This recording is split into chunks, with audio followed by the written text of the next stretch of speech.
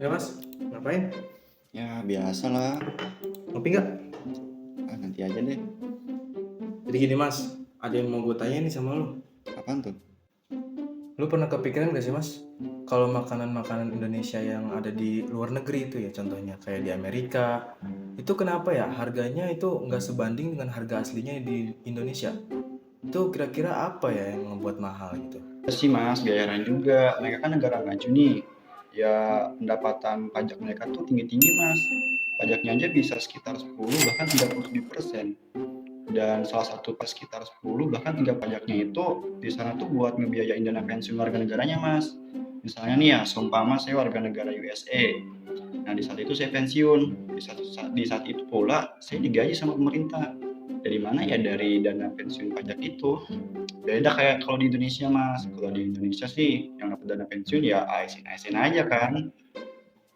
Oh gitu ya mas ya, jadi kesadaran bayar pajaknya tinggi ya di sana. Ya, iya sih mas, tapi kembali lagi ke orang kita sih mas ya. Orang kita tuh kalau dengar berita tentang petugas pajak yang nggak benar tuh pasti cepat viral mas.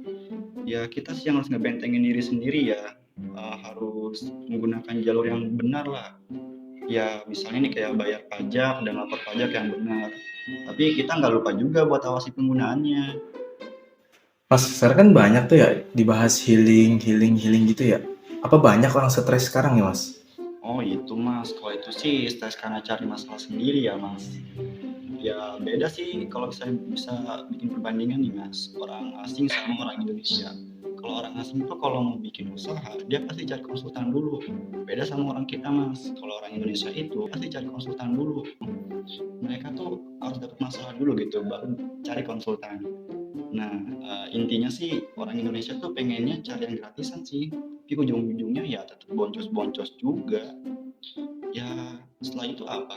Ya setelah itu pasti mereka bakal cari tempat-tempat healing lah, tempat yoga lah, tempat-tempat yang menurut mereka buat kesenangan-kesenangan mereka aja.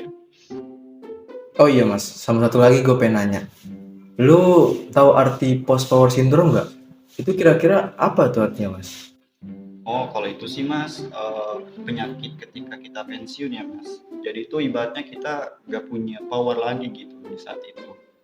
Ya coba aja kita bercermin sama kalimat segala kepunyaan itu punya Allah, baik yang di langit ataupun yang di bumi. Ya kita nggak bakal pusing ataupun tersiksa gitu saat ini. Ya karena orang-orang seperti itu ya orang-orang yang merasa tuh segalanya tuh milik dia gitu. Bahkan mereka pun bawaannya bakal emosi, bahkan takut mas, takut kehilangan dari semua harta yang mereka punya gitu. Oh, berarti ini kayaknya berlaku buat semua orang ya, Mas ya. Padahal kan kalau dipikir-pikir sebaik-baiknya obat healing itu kan adalah Al-Qur'an ya, Mas ya. Insya Allah kalau kita nggak masuk ke dalam orang-orang yang kategorinya sombong ya mas. Karena kondisi kita saat ini bisa dirubah untuk mempersiapkan di hari yang akan datang. Dan masnya bisa buka kok surat Al-Baqarah ayat 37, di situ dijelasin kalau Nabi Adam laki-laki untuk balik ke Allah, dan doanya ada di surat Al-A'raf ayat 23. Kenapa kita harus pelajari itu? Karena di situ dijelasin bahwa nantinya bakal banyak anak Nabi Adam yang terpeleset karena hawa nafsu.